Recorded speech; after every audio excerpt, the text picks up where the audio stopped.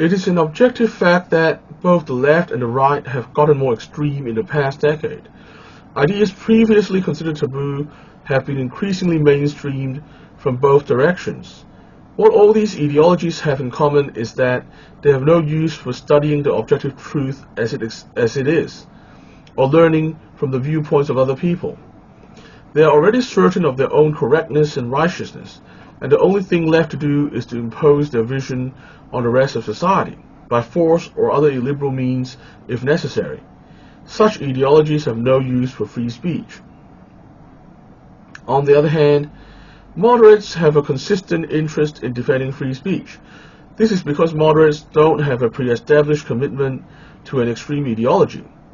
This makes it more possible to be truly open to the different viewpoints that exist out there. After all, it is only natural that when coming to a topic without preconceived commitments, one would want to gather as much evidence as possible in order to arrive at a more accurate understanding of the objective truth. Moreover, given the lack of commitment to an overarching view of how things must be, moderates don't always agree with the ideas of any one tribe. Moderates don't even always agree with each other on every topic. The fact that moderates don't ever feel comfortable to join a tribe and that disagreements are a normal part of life for moderates also means that they would have more incentive to embrace free speech.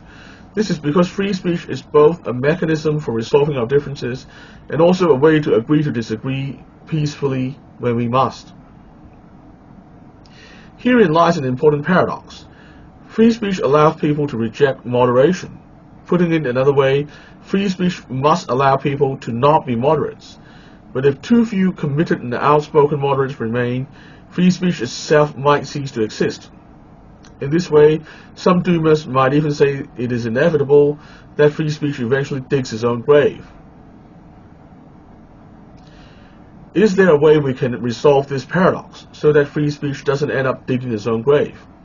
I guess we can both uphold free speech and also promote the virtues of political moderation within the bounds of respect for free speech. There is no contradiction in these things, as long as we are using the free market of ideas to promote moderation, rather than using censorship to force people to be moderate. Indeed, I believe one of the biggest mistakes of the 2010s free speech movement was a lack of discussion about the virtues of the kind of political moderation which would naturally support a culture of free speech. In the 2010s, free speech activists often talked about things like respecting the marketplace of ideas when we opposed deplatforming and cancel culture, but we didn't talk enough about why we should respect the marketplace of ideas. This in turn allowed bad faith actors to pretend to be one of us in order to defend the speech of people they agreed with, only to later turn around and support anti-free speech actions from their own tribe, thus discrediting the whole movement and setting the course of free speech back even further.